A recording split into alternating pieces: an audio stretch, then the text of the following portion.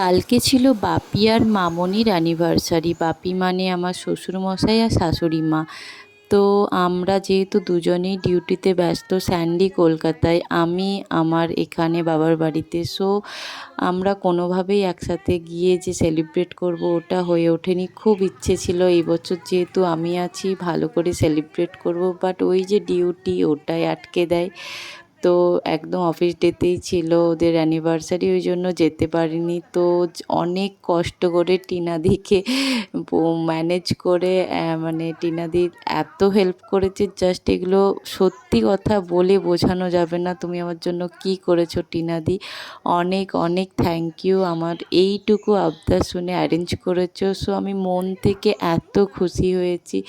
আর এই মানুষ দুটো এত ভালো, এত সরল সাদাসিধে না, ওদেরকে আর কি বলবো, ওদেরকে এইটুকু আনন্দ দিতে পেরেছি, অনেক খুশি ফিল হচ্ছিল। মন থেকে বলছি, তোমরা এইভাবেই খুব খুব ভালো থেকো, সারা জীবন একসাথে থেকো।